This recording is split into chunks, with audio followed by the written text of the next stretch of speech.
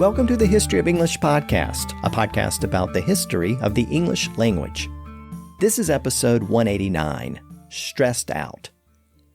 This time, as we work our way through the story of English, we're going to complete our look at the decade of the 1630s.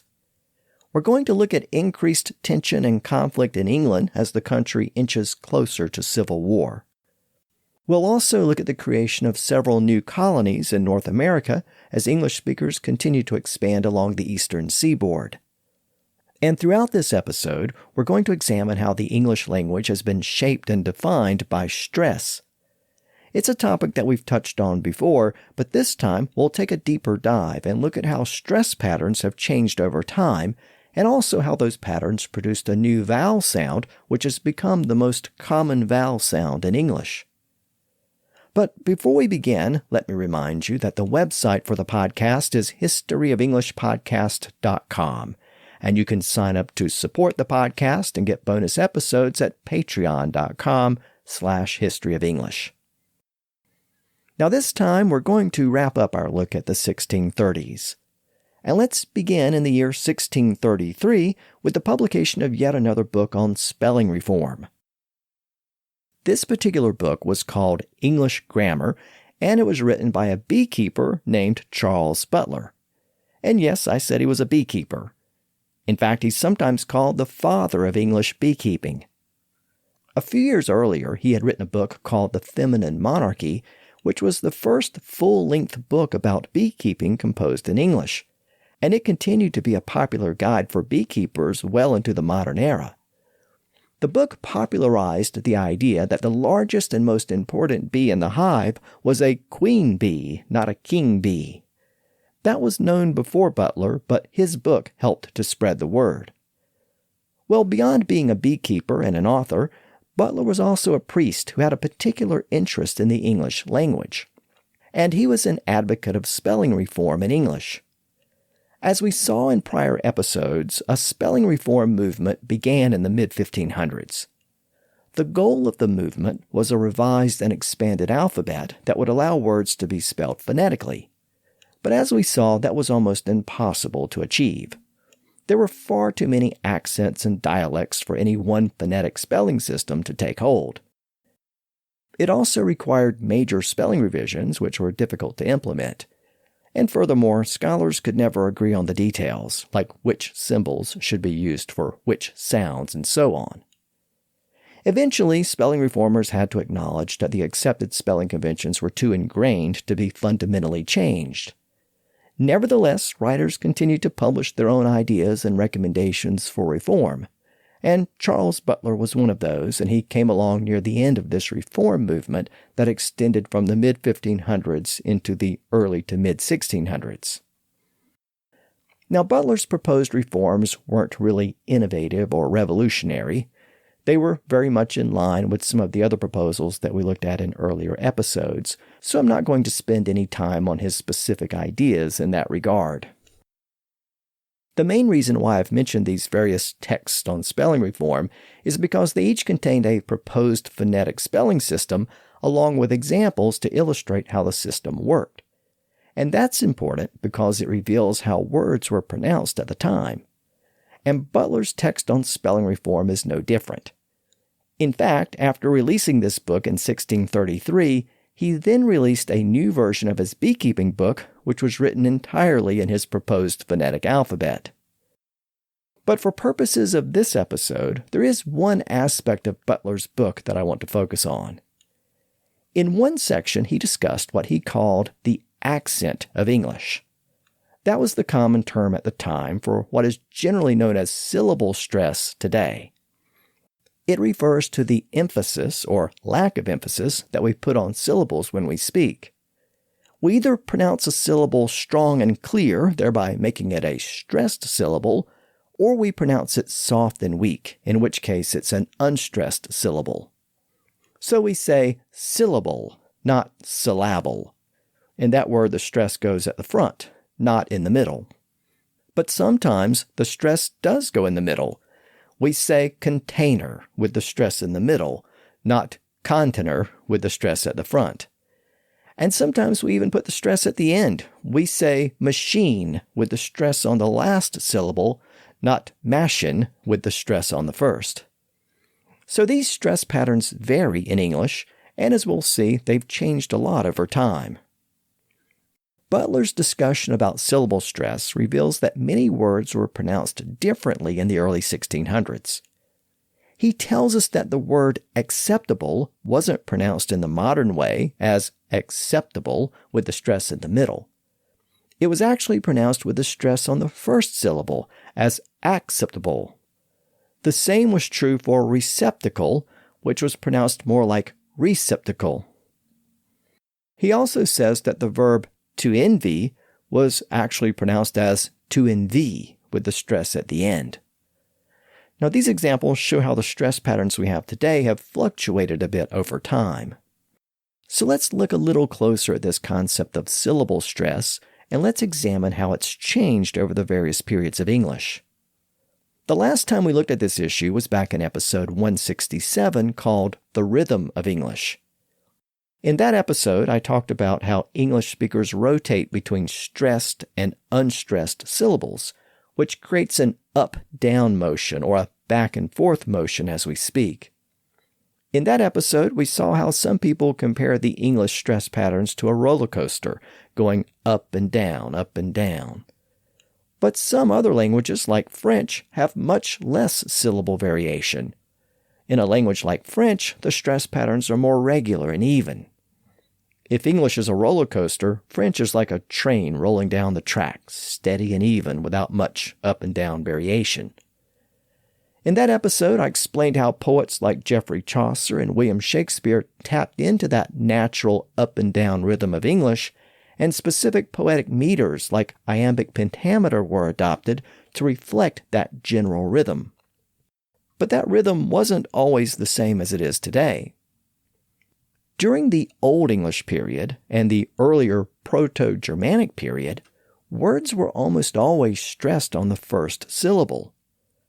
There were some common prefixes that were unstressed, but otherwise, the initial syllable was always pronounced more strongly than the others. But that started to change after the Norman Conquest. At that point, English started to borrow lots and lots of words from French. And in medieval French, words tended to be stressed on the final syllable.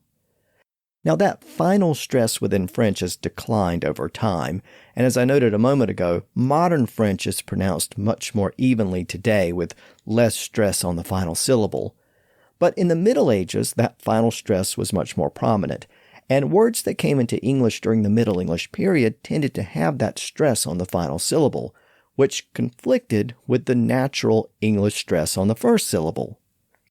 But that natural English stress pattern was so strong that most of the French words borrowed in Middle English were anglicized over time by moving the stress forward to the first syllable.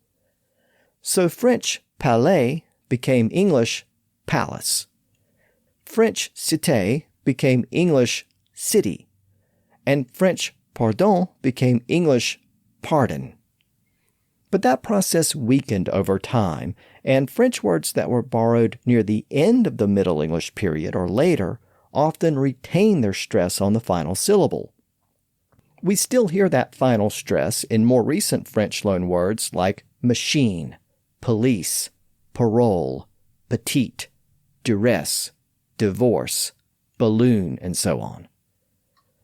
Sometimes a word was borrowed twice, once during the early Middle English period and again at a later date. And today, the earlier version has the stress shifted to the first syllable, while the later version still has the stress at the end. Consider the words human and humane.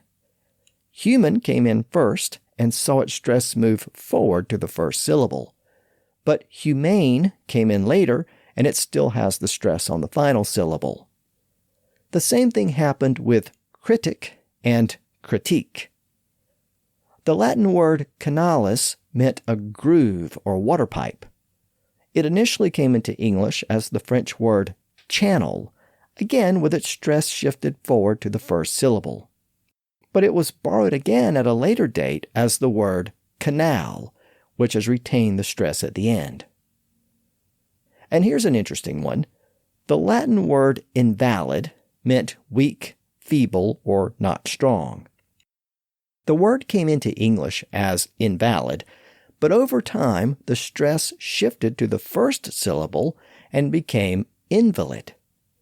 The meaning of the word expanded over time to include a person who was weak or feeble or sickly, and that's the way we use and pronounce the word invalid today.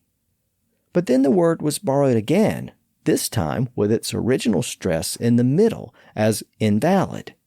And that version has retained much of the original sense of the word as weak, feeble, or having no effect or purpose. So as you can see, the introduction of French and Latin words during the Middle Ages created complications for English stress. Not only were the stress patterns in those words different from native English words, but the patterns sometimes shifted around once the words became common in English. Then, in the early modern period, more and more words came into English directly from Latin and Greek. And those words were often stressed in the middle or at the end. For example, we still have middle stress in Latin or Greek words like determine, biology, bacteria, collision, discretion, official, utopia, and so on.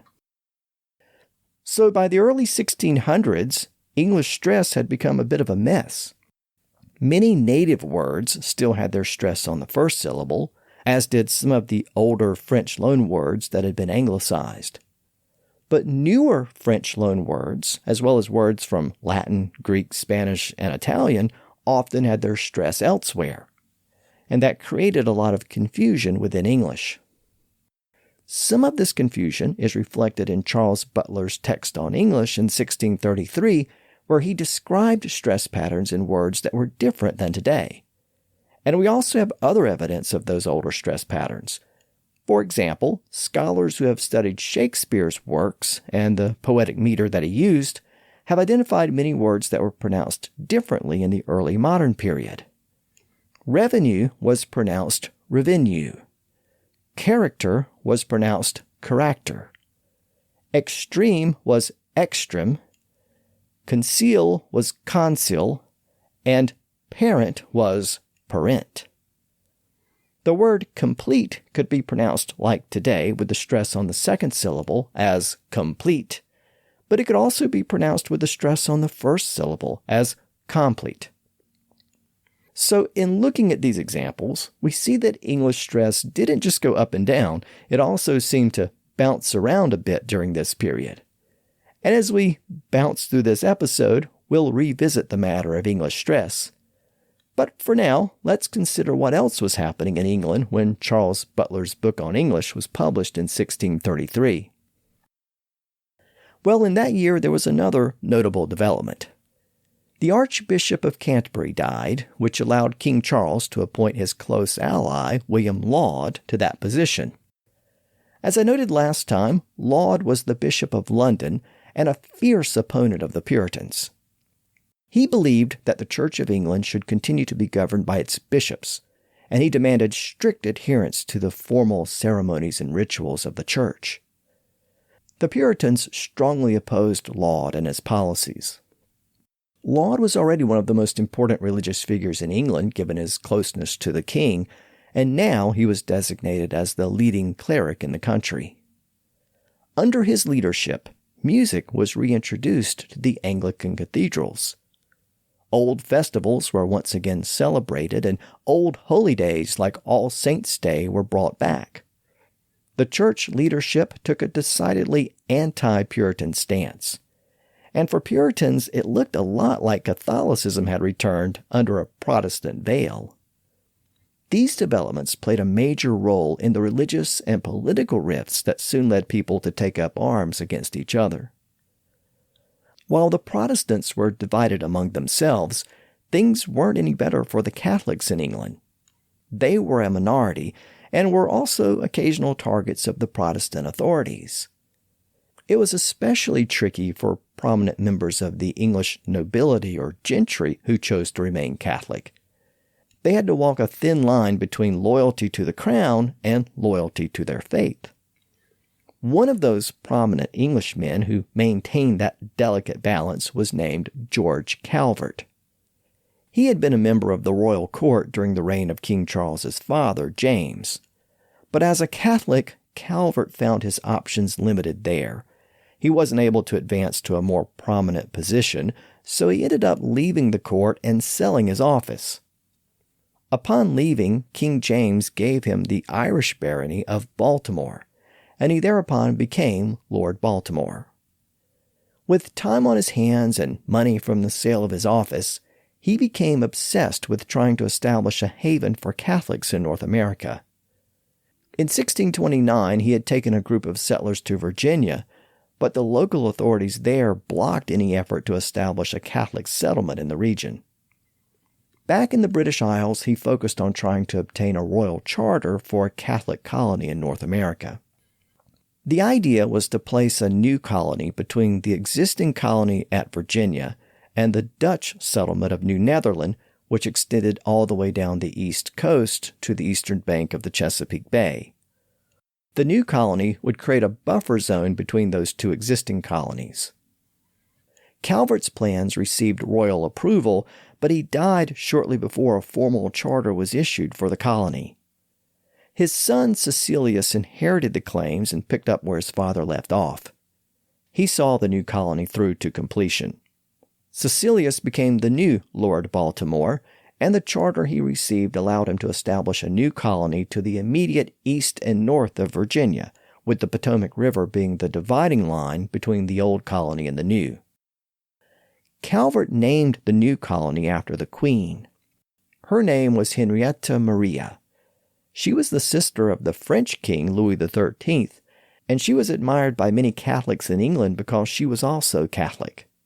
So she became the namesake of the new colony. In England, Henrietta Maria was commonly known as Queen Mary, so Calvert called the new colony Maryland. And of course, its largest city today is named after Calvert's title, Baron Baltimore.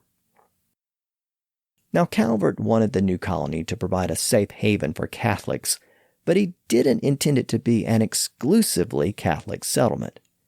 His plan was that all Christians who settled there would be able to worship as they pleased, thereby providing an option for Catholics who wanted to practice their religion without coercion from Protestant authorities. Since the colony was open to all, he recruited both Catholics and Protestants. And in 1634, the first group of settlers headed across the Atlantic to the new colony of Maryland, as it was called at the time. As it turned out, most of the settlers who moved to the colony were in fact Protestant. Early on, many of the initial settlers were prominent Catholics, but they brought their Protestant servants with them. And the settlers also came to rely on indentured servants who were brought over in large numbers, and again, most of them were also Protestant. So within a few decades, the colony was predominantly Protestant. Nevertheless, Catholics were protected within the colony as the Calverts had intended, and in fact, the colony eventually issued a law called an Act Concerning Religion, which allowed the free worship of any form of Christianity, which was a freedom not granted at the time in either Jamestown or Massachusetts. Now, I noted that this new colony was called Maryland at the time, and is still called that in the British Isles, but in North America, the pronunciation has evolved into Maryland, sometimes reduced down to 2 syllables as Maryland. So what happened there? Why is the name pronounced so differently in North America? Well, the answer has to do with syllable stress, that same topic we looked at earlier. Specifically, it has to do with how stress patterns affect the pronunciation of words over time. In this case, since Maryland is the name of the U.S. state, the name is much more common in American English, and therefore shows the long-term effects of those stress patterns in American English, whereas it doesn't really show those changes in British English where the name is less common. The key to understanding this phenomenon is the difference between stressed and unstressed syllables. As we saw a few moments ago, some syllables in multisyllable words are stressed and some are not. When we pronounce a syllable with stress, we tend to preserve and retain the vowel sound in that syllable. But when we pronounce a syllable without stress, the vowel sound tends to change a bit. It tends to lose its distinctive quality, and very often it evolves into a somewhat generic sound. That's the sound that linguists call schwa. In fact, most multisyllable words in English tend to have this generic schwa sound in those unstressed syllables. This phenomenon is so widespread and so common that we can easily point to examples with all of the vowel letters. The letter A normally has the A sound, or the A sound, or sometimes the Ah sound. But in unstressed syllables, it often has this generic sound. Think about the A at the beginning of words like about, and agree, and apply. All of those words are stressed on the final syllable, so that initial A is unstressed and is pronounced as The same thing happens at the end of many words, like China, lava, and banana. In those words, the final A is unstressed, and again, it's pronounced as The same thing happens with letter E in an unstressed position. Again, the letter E normally has the E sound or the E sound, and when it's stressed, those are the sounds we hear in meet or met. But in an unstressed position, it often comes out as that generic sound. Think about the EN at the end of words like seven, open, and taken, and the EL or LE at the end of words like travel, tunnel, castle, or simple. Again, in those unstressed positions, we get that same sound. What about the letter I? Well, it usually has the I or I sound when stressed, as in bite or bit. But notice what happens when it's unstressed, before L at the end of words like April, pencil, and nostril, and before T at the end of rabbit and habit. Again, we get that same generic sound. We also hear that sound in the I in the middle of the words credible and edible. What about the letter O? Again, it normally has the O or ah sound, as in hope or hop. Again, those are stressed syllables. But in an unstressed position, the sound also reverts to in many words. Think about the O at the front of words like oppose and occult. Also consider the O in the final unstressed syllable of words like lemon, common, canyon, gallop, pilot, and so on. Again, we revert to that or schwa sound in those unstressed syllables. That leaves letter U, and again we find the same phenomenon with that letter. Consider the U at the front of the word upon, or the U in the final unstressed syllable of words like circus, cactus, wishful, or hopeful. Again, we have that same schwa sound. And even the letter Y, which is sometimes used as a vowel letter. Think about the initial unstressed syllable in the word syringe, or the final unstressed syllable in the word vinyl. Again, the Y has that generic sound in those unstressed syllables. And that takes us back to the word Maryland. In that name, the initial syllable is stressed, leaving the Y in Mary and the A in land unstressed. And in both of those unstressed syllables, the vowel sounds become over time, converting Maryland into Maryland. That shows the strong tendency of English speakers to convert those unstressed syllables into that generic schwa sound. So what's going on there? Why does that happen? Well, it's related to the way vowel sounds are formed. As I've explained in earlier episodes, the normal vowel sounds in English, so the usual long and short sounds of the vowel letters, are formed by the way the tongue is shaped. The front or back of the tongue is raised or lowered to create specific vowel sounds. So for example, if we raise or arch the front of the tongue, we get the E sound. If we lower it, we get the E sound and A sounds. Similarly, if we raise the back of the tongue, we get the U sound. And if we lower it, we get the O and O sounds. But what happens if we don't raise or lower the tongue at all? If we just let it lay there flat, basically doing nothing? Well, we get that schwa sound. So the schwa sound is basically a neutral sound, neither front nor back, neither high nor low. We might even think of it as a bit of a cheat or shortcut. If we don't make any effort to shape the tongue at all, we get and that's why that sound sometimes emerges in those unstressed syllables. Since unstressed syllables are not as prominent or loud, we tend to pronounce them softly and with less distinction or emphasis.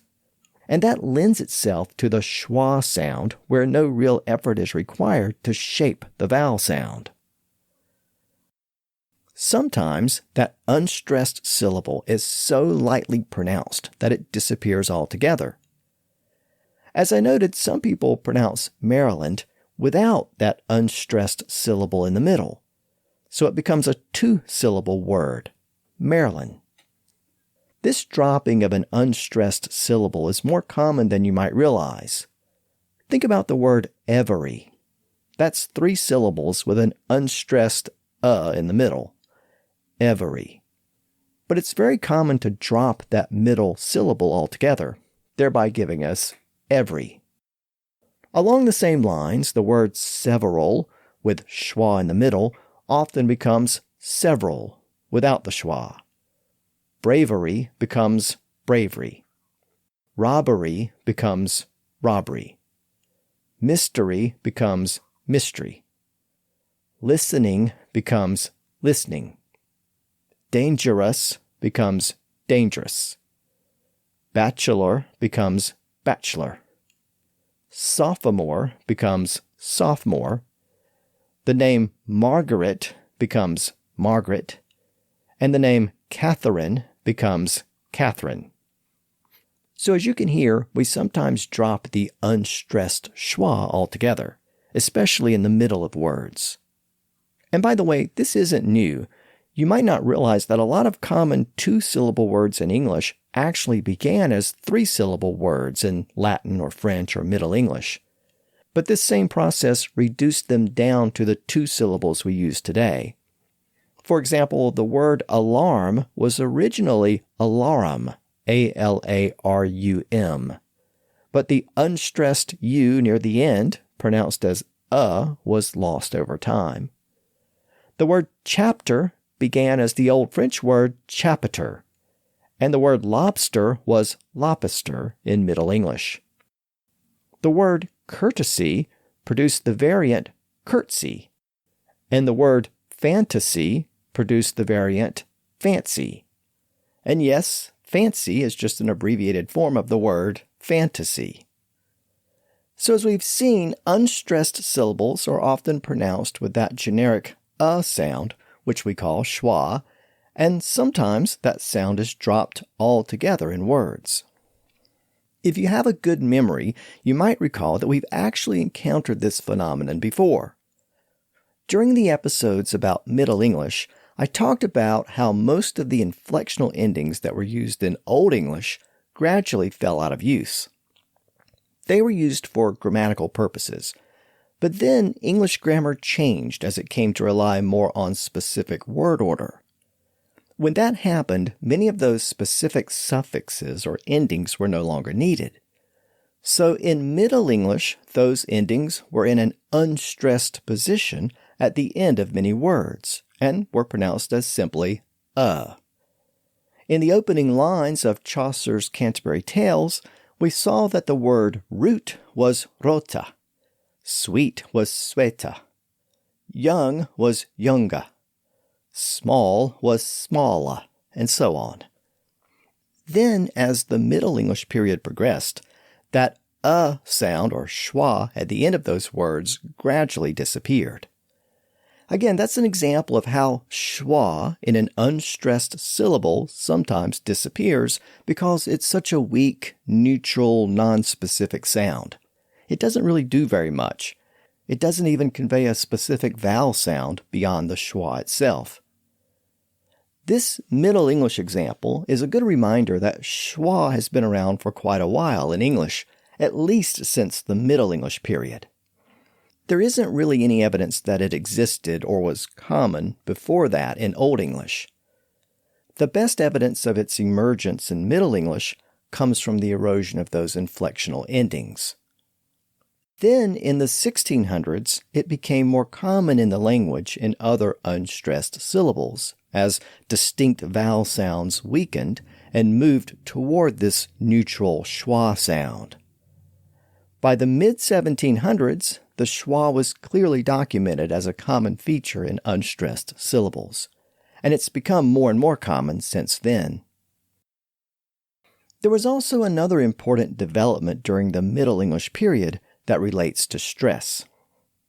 As those inflectional suffixes at the end of words disappeared, much of the grammatical functions that they served were replaced with prepositions and articles and other distinct words. Words like a, an, the, of, on, in, with, and to became more common in the language. Those words serve a grammatical function, but otherwise they don't convey a lot of meaning. Linguists call them function words. In addition to those words, other common function words include pronoun forms like who, whom, whose, which, that, this, these, and those, and conjunctions like and, or, and but. As you may have noticed, those are some of the most commonly used words in the English language. We can also add in other common verb forms like am, is, are, was, were, has, have, go, and can. Again, these are words we use all the time and are among the most common words in the language. So what do those words have to do with stress?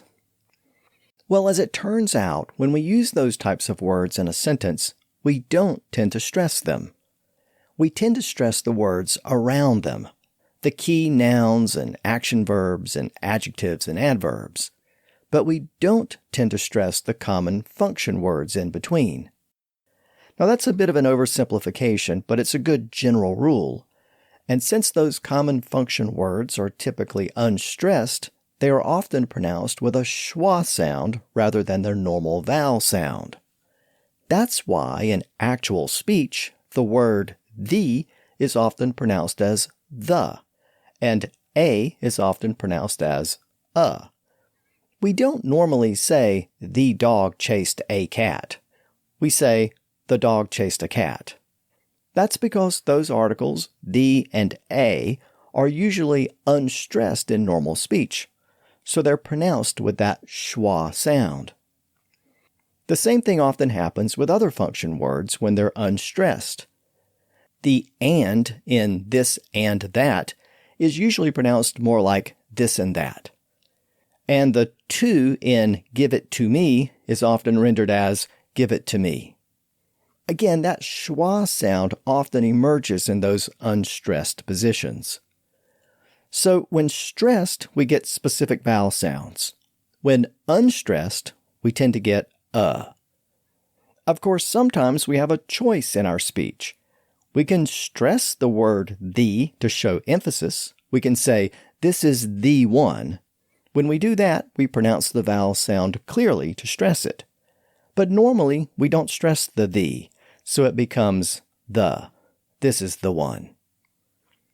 Now let me push this idea a little bit further with an example that will illustrate something very interesting about English stress patterns. And let's consider a simple sentence. Dogs chase cats. Each word is a single syllable, and each word is stressed. And so when we say that sentence, we get a natural dum, dum, dum rhythm. Dogs chase cats. But now, let's add 3 unstressed syllables to that sentence. So we're doubling the total from 3 to 6. Let's do that with this sentence. The dog has chased a cat. We've added the words the, has, and a before the words in the original sentence. And each of those new words are function words, so they are unstressed. Now we have that classic iambic rhythm that I talked about in earlier episodes. Da-dum, da-dum, da-dum. The dog has chased a cat. That's the rhythm that poets tapped into when they used iambic pentameter, except that iambic pentameter has 5 beats instead of 3. But now let's add another unstressed syllable to our sentence, which will give us 3 stressed syllables and 4 unstressed syllables. So how do we deal with that odd number? The new sentence is, the dog is chasing a cat. Now we have 2 unstressed syllables between chase and cat. In chasing a cat, we have chase, which is stressed, the suffix ing, which is unstressed, the word a, which is unstressed, and then the word cat, which is stressed. So we now have 2 unstressed syllables in between those 2 stressed syllables. So how does that affect the natural, even rhythm of the line? Well, it doesn't. As English speakers, we usually combine or compress those 2 unstressed syllables together so that they share the offbeat. So the rhythm goes from da-dum, da-dum, da-dum to da-dum, da-dum, da-da-dum. From the dog has chased a cat to the dog is chasing a cat. The stressed beats stay the same. They maintain their regular rhythm. We can tap our feet or clap our hands to them like a song. And that means we have to compress those 2 unstressed syllables together to make them share the offbeat. So now let's add another unstressed syllable before the verb chase. So we have 2 unstressed syllables before it and 2 after it. The new sentence is, the dog will be chasing a cat. So now the rhythm is da-dum, da-da-dum, da-da-dum. The dog will be chasing a cat. Again, we still maintain the regular, steady beat on the stressed syllables, dog, chase, and cat. The other parts of the sentence, the function words and the grammatical suffix, are combined or compressed to share the offbeats. So it doesn't really matter if we have no unstressed syllables in between, or 1 unstressed syllable, or even 2, because in English we tend to keep the beat on the stressed syllables. They are evenly or regularly spaced in English. Linguists say that English is a stress-timed language because it's pronounced like the beat of a song. Again, the beat is on the stressed syllables. But of course, not all languages work that way. Languages like French and Spanish tend to stress each syllable evenly because they don't really have the up and down stress pattern of English. In those languages, each syllable is pronounced with roughly the same stress and for roughly the same amount of time. Those are called syllable-timed languages. So if English was a syllable-timed language, that last sentence would read more like, the dog will be chasing a cat. It would be much flatter and even, instead of the dog will be chasing a cat, where we seesaw between stressed and unstressed syllables and maintain a steady beat on the stressed ones. Now, I hope that makes sense, and I hope that it reveals something interesting about English, which is that stress patterns are very important to the way we speak. And in fact, they're so important that they can alter the way words are pronounced over time as we try to make the words fit the natural rhythm of the language. Now, I began this discussion about stress by explaining how Maryland became Maryland in American English. Well, that wasn't the only new colony that emerged in the mid-1630s. Up in New England, people were spreading westward out of Massachusetts, and a couple of new colonies appeared in that region as well. In the last episode, we looked at the founding of the Massachusetts Bay Colony and the large-scale migration to that colony during the 1630s. And we saw that the Massachusetts colony was founded by Puritans who demanded strict adherence to their Puritan religious beliefs and practices. There was no freedom of worship there, so religious tolerance didn't really exist.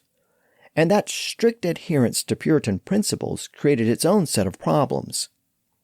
While the Puritans generally agreed about the things they were against, they didn't always agree about the things they were for. It was easy to criticize and point out the shortcomings of the Anglican Church and the Catholic Church, but when it came to developing their own dogma, their views started to diverge. And some of the new colonists didn't like the way the colony was being governed, some feeling that its leaders were too harsh and arbitrary, while others thought they were too forgiving and lax. These internal divisions led some settlers to pull up stakes and head west to found new settlements away from the Massachusetts authorities. I say that they pulled up stakes using that common phrase because that phrase originated around this time in New England. And in fact, some scholars consider it to be the earliest known English phrase or idiom to be coined in North America. When settlements were built in North America, one of the first things the new arrivals did was to build a fence or palisade around the settlement for protection. The fence consisted of a series of vertical poles or stakes. It took a long time to cut the logs to make that type of palisade, so if the settlers decided to relocate the settlement, it was easier to pull up those posts or stakes and take them along rather than cutting new ones at the new location. So the phrase, pull up stakes, came to mean moving to a new location. The phrase is first recorded with that meaning in the mid-1630s in the slightly older form, to pluck up stakes. It appeared in a letter from an English lawyer named Thomas Letchford, who had been living in New England for a couple of years.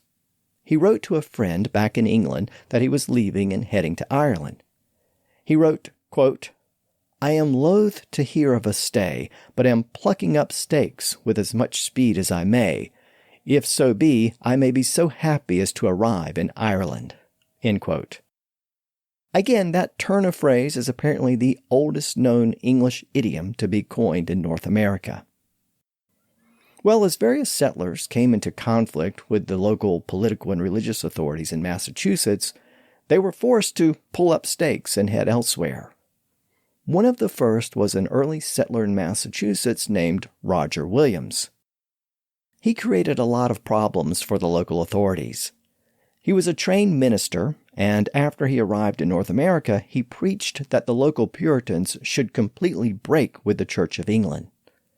He was expelled by the authorities in Salem in 1635, but rather than returning to England, Williams headed west, just beyond the territorial reach of Massachusetts and the earlier Plymouth colony. The local indigenous people took him in, and he worked out an agreement with them to establish a settlement nearby on a bay called the Narragansett Bay. He was soon joined by family and friends and religious followers.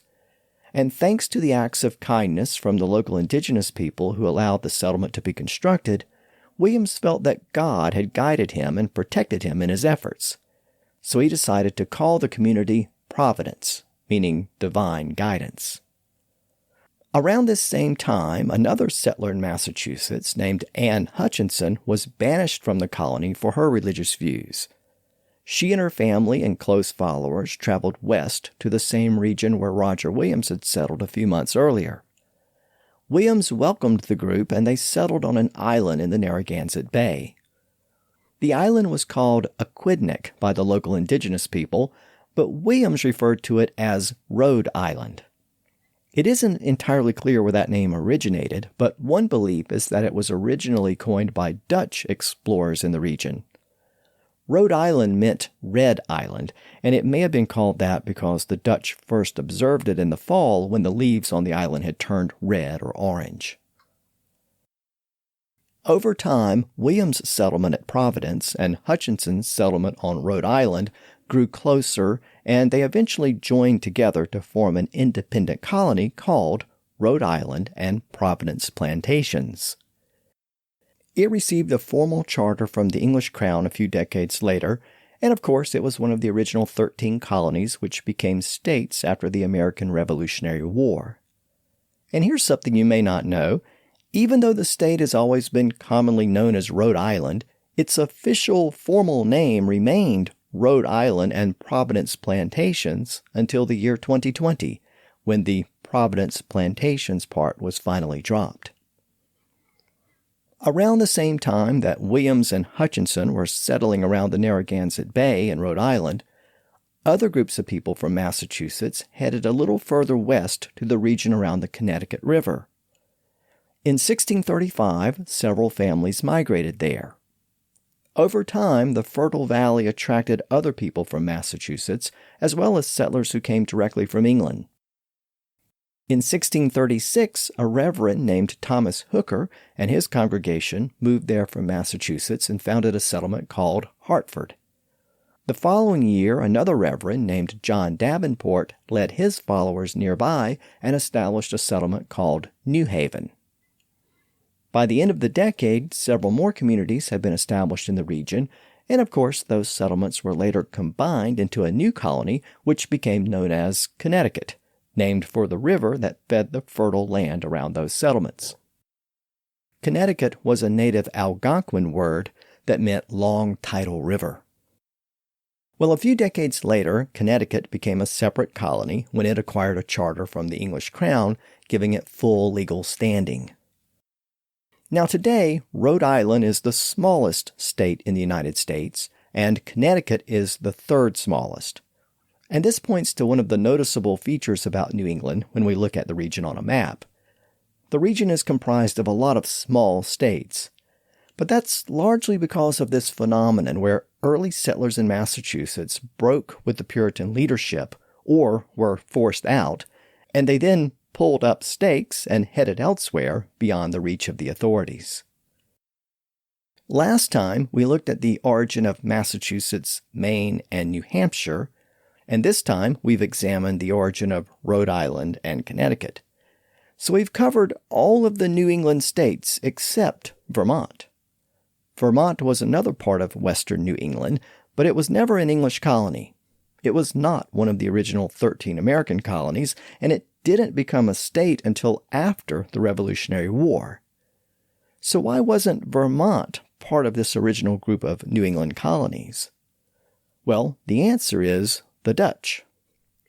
A few episodes back, we looked at the founding of the Dutch colony of New Netherland. It was centered around Manhattan Island, called New Amsterdam at the time. But the Dutch claimed the territory to the north and east of Manhattan, all the way to the Connecticut River. The Dutch considered that river to be the border between the Dutch territory and the English colonies of New England. Well, a few decades later, the English defeated the Dutch and renamed that northern part of the Dutch territory New York. But the new English colony of New York and the older English colony of New Hampshire didn't agree on the border between them. The residents of New Hampshire didn't recognize the Connecticut River as the border, so in the 1700s they began expanding to the west and building settlements on the western side of the river. So that region west of the Connecticut River became a disputed territory between New Hampshire and New York. Control remained disputed all the way until the American Revolutionary War, at which time the residents of the region declared their independence, and the region was finally admitted as a separate state shortly after the war. The name Vermont comes from the mountains of the region known as the Green Mountains. Vermont was an attempt to render the English term Green Mountains into French. But ultimately, Vermont exists as a separate state today, in part because it was originally a disputed area with competing claims going back to the original Dutch and English colonies. And that's why it wasn't one of the original 13 colonies. Now, speaking of New Netherland, I have one more note about the Dutch colony before we move on. We just saw that the Dutch claimed the area to the north of Manhattan, so most of modern-day New York State. But they also claimed the area to the south, along the Delaware River, all the way down to the eastern shore of the Chesapeake Bay. This Dutch region to the south encompassed most of modern-day New Jersey, but it extended beyond that. It reached south to encompass the region around the Delaware Bay, where the Delaware River meets the Atlantic Ocean. Well, that's the same general area where the new colony of Maryland was established around this same time in the mid-1630s. So the overall Dutch colony of New Netherland not only bordered the English colonies in New England, it also bordered the newly created colony of Maryland in the south. And Maryland claimed much of this same territory in the peninsula between the Chesapeake Bay and the Delaware Bay. But no Europeans had settled there yet. Well, around this time, the Dutch investors in the New Netherland colony joined with a group of investors in Sweden, and they arranged for a group of Swedish settlements to be established along the southern part of the Delaware River in this same general region. And in 1638, those settlers arrived there. They built settlements along the Delaware River, and their colony became known as New Sweden. In fact, this is barely even a footnote in most American history books. Most people don't even know that there was a Swedish colony along the east coast of North America. The fact is that it never amounted to very much, just a few isolated settlements, and a few hundred people at most. The Dutch eventually took control of the settlements a few years later, and then they were surrendered to the English when England took control of the Dutch colony. So this Swedish colony around the lower Delaware River was relegated to a historical footnote, but it is important to our story for a couple of reasons. First, the settlers came from Sweden and other parts of Scandinavia, including Finland. And the Finns made an important contribution to American history. Back in Finland, they had developed a building technique that was unknown in North America and most of Europe. Rather than cutting logs into boards and beams, the Finns sometimes used whole logs to construct a small building. The Finns brought that technique to New Sweden on the east coast of North America. And that technique eventually spread throughout the colonies, and of course, that was the origin of the log cabin, which became so common in the American frontier as settlers moved deeper into the countryside. The other consequence of New Sweden is that it ultimately led to the founding of Delaware, which was another one of the original 13 colonies that gained their independence and formed the United States. To simplify what happened, the new colony of Maryland claimed all the land extending eastward from the Potomac to the Atlantic Ocean, which included the region around Delaware Bay where some of these Swedish, Finnish, and Dutch people had settled. When the English eventually displaced the Dutch and took control of the colony, this region around the Delaware remained disputed between Maryland and the people who had been living there during the Dutch period. By that point, the colony of Pennsylvania had been established to the immediate north of Delaware Bay. Again, all of this took place a little bit later in our story, but Pennsylvania's main city was Philadelphia, and Philadelphia's only direct access to the Atlantic Ocean was down the Delaware River to Delaware Bay. At the time, Pennsylvania's leaders didn't want Maryland to control the mouth of the river, because Maryland could then block boats and ships from reaching Pennsylvania. So the leaders of Pennsylvania sided with the settlers in and around Delaware Bay who wanted to maintain their independence from Maryland. And with the support of Pennsylvania's leaders, the English crown eventually recognized an independent colony around the mouth of the river. It was called Delaware after the name of the river and the bay. The peninsula between the Delaware Bay and the Chesapeake Bay to the west was divided between Delaware and Maryland, with Delaware taking the eastern part and Maryland taking the western part. Virginia actually retained a claim to the southern tip of the peninsula, and that's why the peninsula is called the Delmarva Peninsula today. It's a portmanteau combining the first part of the names of the three states that share it, Delaware, Maryland, and Virginia. So we've now covered the foundation of 8 of the original 13 colonies that formed the United States. I realize that much of this history doesn't directly impact the story of English, but I wanted to trace the origins of those colonies because it's such an overlooked part of history. American schools don't focus very much on colonial history because it's largely treated as British history, and British schools don't focus on the American colonies because they see it as American history. As a result, the development of these colonies tends to be overlooked by most popular histories. But I wanted to focus on them in this podcast because they provide an important link between British history and American history, and also because developments in those colonies shaped the distinctions that emerged between British English and American English. The story of early American English is really tied to those colonies and their development, and that's why I wanted to give you that important background in these episodes. Now, before we take the story back to England, we need to make a quick return to Massachusetts to address another notable development there in the mid-1630s. And this development has to do with literacy and education in the region. As I noted last time, the settlers who arrived in New England were highly educated compared to earlier settlers who had migrated to North America. This level of education and literacy was tied to their Puritan beliefs. Members of local congregations were encouraged and even expected to read the Bible, so that meant that there was an emphasis on literacy. That was why most of the communities established in New England had a public schoolhouse, and all children were expected to attend the school. But by the mid-1630s, the leading authorities in Massachusetts realized that they needed a school to train future preachers and other members of the clergy. So in 1636, the Massachusetts Bay Colony approved the establishment of such a school. A couple of years later, a modest building was constructed in a town called Newtown. This was the first institution of higher learning in the British colonies, and the local community decided to rename the town from Newtown to Cambridge in honor of the university in England which many of the prominent settlers had attended. The school was called the New College, and it grew over time thanks to the generosity of the community. In the same year that the school building was constructed, a local minister named John Harvard died and left the school a sizable bequest, consisting of money and his large personal library. The school was named after him the following year to honor his bequest. And of course, we know that school today as Harvard University.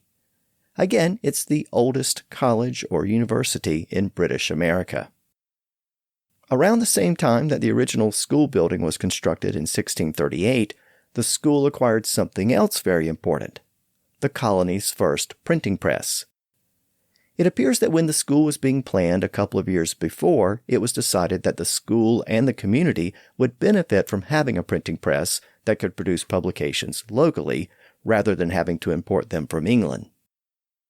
A reverend named Joseph Glover acquired a press in England, and he contracted with a locksmith named Stephen Day to oversee the operation of the press in Cambridge. Glover and Day and the printing press made their way across the Atlantic to New England in 1638, but Glover died on board the ship during the voyage. His wife received the press, and she brought it to Cambridge and put Day in charge of its operations. As I noted, Day was a locksmith, and he didn't really have any experience operating a printing press. Furthermore, it appears that he was largely illiterate. But his son Matthew came with him, and Matthew did have experience as a printer's apprentice. So it appears that Matthew actually ran the printing operation, though his father Stephen is often cited as the first printer in the colonies. Around this same time, a local merchant named Hezekiah Usher started selling books in his home in Cambridge, and he became the first bookseller in the colonies. It's also worth noting that a printing press didn't appear in any of the other colonies for nearly 50 years after this point, so Massachusetts had a monopoly on printing in the American colonies for the next few decades. All of this is important because printing had become highly regulated and restricted in England by this point in history. In the late 1500s, laws were enacted there which restricted publishing to London, York, Oxford, and Cambridge. And government censorship was always an issue. published books had to be registered with the stationer's company, and printers had to keep records of all books that were published. The authorities also had the power to confiscate illegal presses. Meanwhile, in North America, the printing press was subject to local restrictions, but otherwise avoided many of the restrictions imposed in Britain. And speaking of British publishing, it's time to take the story back to Britain, where a new book was about to set in motion a series of events that ultimately led to civil war. That book was a new service book to be used by the Church of Scotland. Now, it's important to understand that the Church of Scotland and the Church of England were both Protestant churches, but the Church of Scotland was more Reformed than the English Church, and it tended to agree with a lot of the Puritan criticisms of the English Church. For example, King Charles was the official head of the Church of England, but he was not the head of the Church of Scotland. And the Anglican Church was governed by bishops, whereas the Scottish Church had a Presbyterian structure in which it was governed by representative assemblies. Well, all of this is important because in 1637, King Charles, who was the king of both England and Scotland, tried to impose what was essentially the English service book or prayer book on the Church of Scotland. It was part of a larger attempt to align church services in both countries. But as you might have guessed, it was met with fierce opposition in Scotland. For many in Scotland, it looked like an attempt to reimpose Catholicism. The book was first read to the public at St. Giles Cathedral in Edinburgh in July of 1637, and during the service, the bishop's life was threatened, and a riot broke out. During the commotion, people threw stones at the doors and windows of the church. More riots followed when the book was read in other parts of the country. The following year, the Church of Scotland expressly rejected the new service book, and the bishops who had tried to impose it were excommunicated. Charles was angered by the challenge to his authority, and during the spring and summer of 1639, he sent troops to Scotland, which led to a series of skirmishes between the king's forces and the local Scottish forces. This conflict is known to history as the First Bishops' War. Charles quickly realized that he didn't have the funds to raise a serious army or mount an extended campaign in Scotland. As you may recall, he had dissolved Parliament nearly a decade earlier, and only Parliament could give him the funds he needed. This was the same problem he ran into early in his reign when he had tried to send troops to France and to other parts of the continent to take part in the 30 Years' War. Parliament had blocked his efforts then, and he had finally dissolved Parliament altogether and tried to rule without it. But now he needed the money that only Parliament could approve. Without the funds, he had to make peace in Scotland, but he had no intention of permanently backing down. So that meant he had to recall Parliament. And as you might have guessed, Parliament was in no mood to assuage the king's demands when it was finally recalled. And the relationship between the king and Parliament would only go downhill from there, ultimately leading to war between the two institutions. All of this takes us to the end of the 1630s and the eve of civil war. But before we conclude this episode, I want to mention a notable document that appeared in the following year. In 1640, a folio or collection of Ben Jonson's works was published. As we know, Ben Jonson was one of the most important poets and playwrights of the Shakespearean era. His popularity rivaled that of Shakespeare himself. Well, Jonson died in 1637, and shortly after his death, this folio of his works was assembled and published. The folio included several works that had not been published before, and among them was a description of the English language called English Grammar. The work is notable for Jonson's description of the sounds of the various letters. In an earlier episode about the letter R, I mentioned his description of the sound of that letter in this work. He described it as the dog's letter, comparing it to the growling sound made by a dog. Beyond the sounds of the letters, Jonson also looked at the grammar of English and other aspects of the language. None of it was especially groundbreaking, but it did include a section on English stress, or accent as it was called at the time. And in keeping with the theme of this episode, I want to consider what he had to say about the topic. First, he noted that there was a common distinction between the way people stressed nouns as opposed to verbs. He observed that nouns with 2 syllables were usually stressed on the first syllable, whereas verbs with 2 syllables were usually stressed on the second. This was most obvious where the same word was used for both parts of speech. He specifically noted the distinction between refuse and refuse. The noun refuse is something you discard or reject, and the verb refuse is the act of discarding or rejecting something. The noun is stressed on the first syllable, and the verb is stressed on the second. He also gave the examples of present and to present, object and to object, convert and to convert, and torment and to torment. He also gave a couple of examples that may be a little bit surprising because we don't normally think of them as variations of the same word. The first was desert and to desert. The noun desert means a dry and barren place, but it originally meant a wasteland and could even mean a wilderness. But it came from a Latin root word meaning to forsake or abandon. That sense of the word was retained in the verb to desert. Again, they're ultimately the same word, distinguished by stress in modern English. Johnson also gave the example of incense and to incense. Both words are related to the word incendiary, and they all come from a Latin root word meaning to set on fire. The noun incense literally means something that is set on fire or burnt, but today it has a specialized meaning as something that produces a sweet or distinctive smell when it's burned. Meanwhile, the verb to incense means to arouse or anger or incite, but again, it comes from that original sense of setting something on fire. Again, both words are distinguished today by stress based on their respective parts of speech.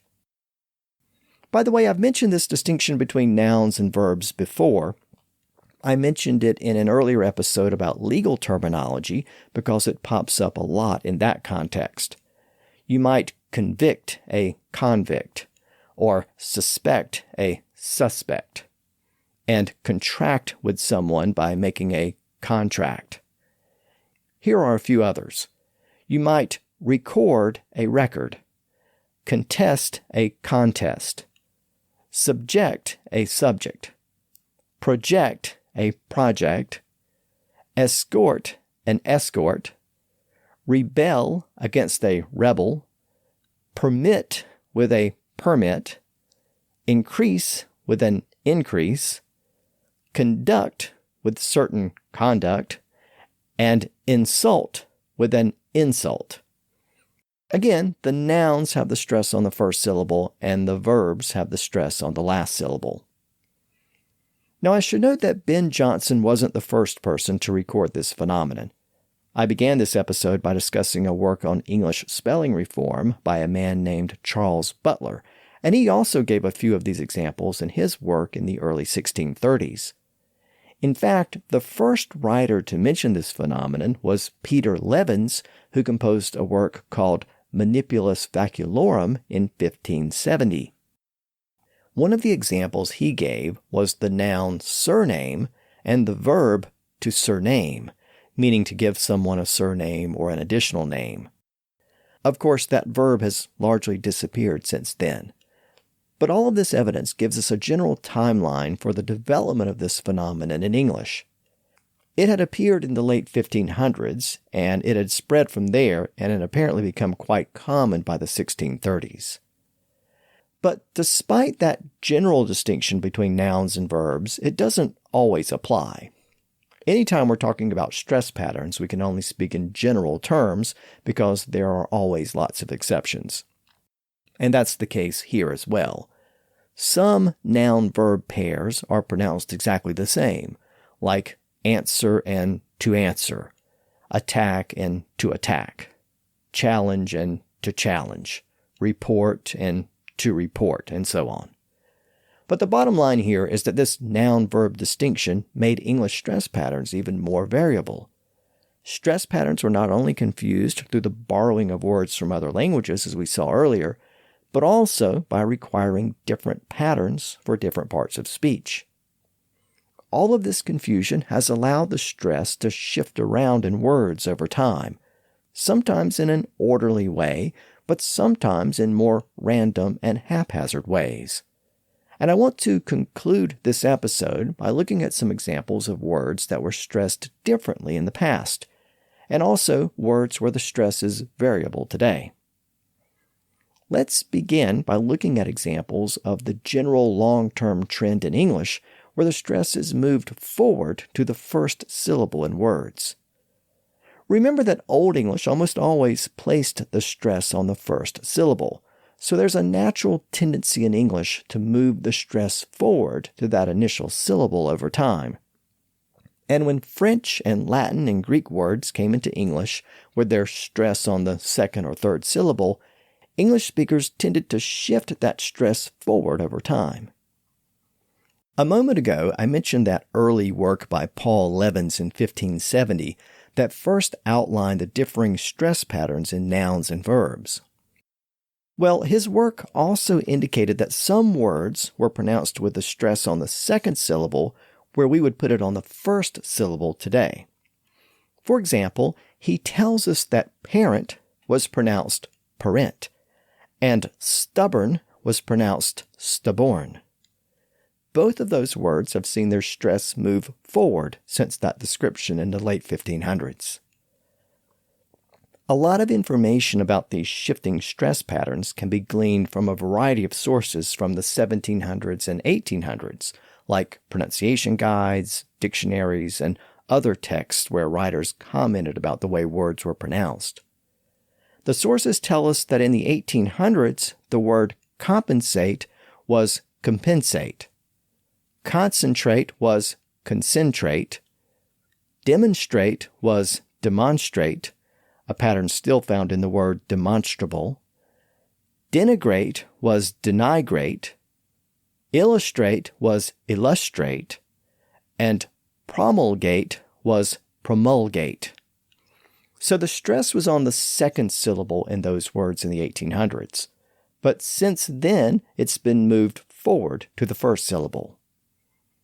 We also have an interesting passage from the mid-1800s that shows how some people of the period were annoyed by these shifting stress patterns.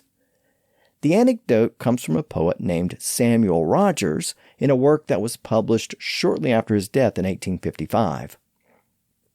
The book was called Recollections of the Table Talk of Samuel Rogers, and in one passage he complained about the newer pronunciation of words like balcony and contemplate.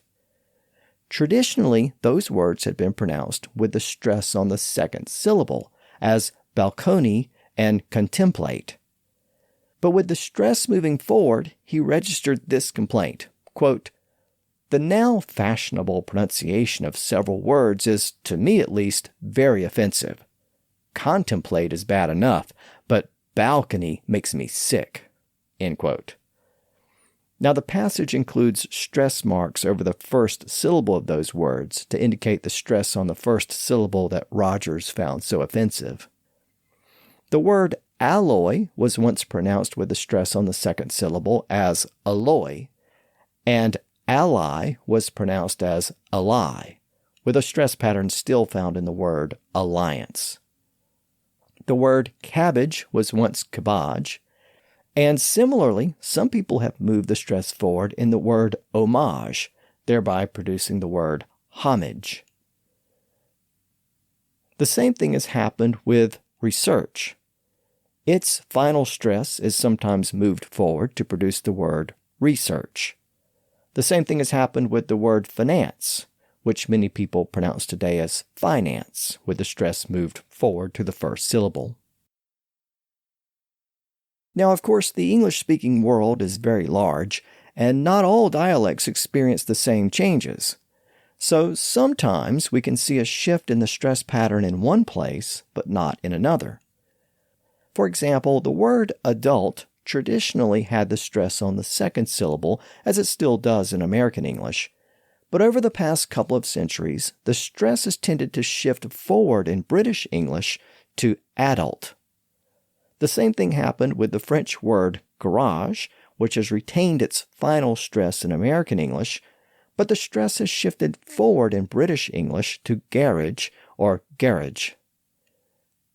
Composite was traditionally pronounced with a stress on the second syllable, as is still the case in American English, but in Britain the stress has moved forward to composite. Now sometimes the opposite occurred. The stress shifted forward in American English, but not in British English. That's what happened with advertisement, which became advertisement in American English and also in parts of Northern England. The word inquiry has traditionally had the stress on the second syllable, but among many speakers in North America, the stress has shifted forward and become inquiry. Similarly, the word address is sometimes rendered as address in American English when it's used as a noun. So those are some examples of words where the stress has moved forward to the first syllable. But sometimes the stress moved away from the first syllable to the second, third, or later syllable. In some respects, this is even more interesting because it reverses the normal trend in English. This has normally happened in longer words where there are 3 or more syllables, and this process really got underway in the mid to late 1700s. If we look at sources from the late 1500s and 1600s, around the current point in our overall story of English, we find evidence that many longer words once had the stress on the first syllable. In that early work on English stress by Paul Levins that I mentioned a moment ago, we learned that the word observance was pronounced observance. Sequester was sequester. Defective was defective. Perspective was perspective. Distribute was distribute, a pattern still found in distribution.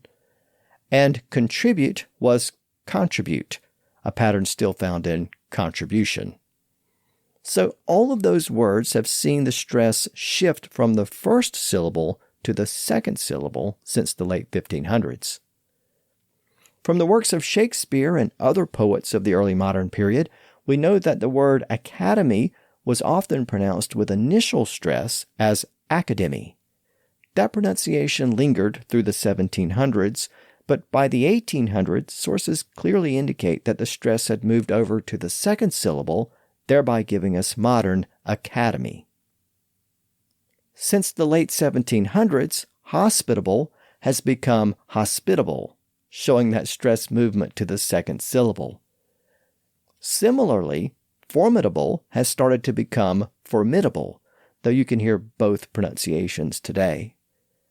And preferable has started to acquire an alternate pronunciation as preferable, again showing that movement of the stress to the second syllable. That newer pronunciation is still somewhat limited, but it appears to be growing. It may be more common in American English, and that points again to the way these patterns sometimes change in one place, but not in others. With respect to American English, the word congruent has become congruent, showing that same shift. The word aristocrat has become aristocrat in American English, though both forms can probably be heard in the UK today. And harass has become harass in American English over the past couple of centuries, again showing that same shift. So in those cases, American English shifted the stress to the second syllable. But sometimes this situation is reversed. The stress was shifted in British English, but not American English. So for example, controversy is the traditional pronunciation of that word with the stress on the first syllable. It's still the standard in American English, and it also survives in British English, but since the mid-1900s, the stress has started to shift to the second syllable in the UK and has produced the newer version, controversy. The word doctrinal was traditionally stressed on the first syllable, as I just pronounced it, But in British English, the stress has shifted over to the second syllable and has become doctrinal. The word laboratory also had its original stress on the first syllable, which is still the case in American English, but the stress has shifted to the second syllable in British English, thereby giving us laboratory. And I should make a quick note about that ary suffix. In words ending in ARY, ERY, or ORY, American English usually pronounces those words with two stressed syllables, with primary stress on the first syllable of the word and secondary stress on the first part of this suffix. So we get military, cemetery, category, and so on. But in British English, these words only have stress on the first syllable. The secondary stress is dropped, thereby leaving the entire suffix unstressed. And as we saw earlier, when that happens, those unstressed syllables tend to blend together. So we end up with military, symmetry, and category. And this same thing happens in certain place names, especially those ending in ham. So we have American Birmingham and Nottingham, whereas British English only stresses the first syllable as Birmingham and Nottingham. And we can also hear that schwa sound at the end of those British versions in those unstressed syllables.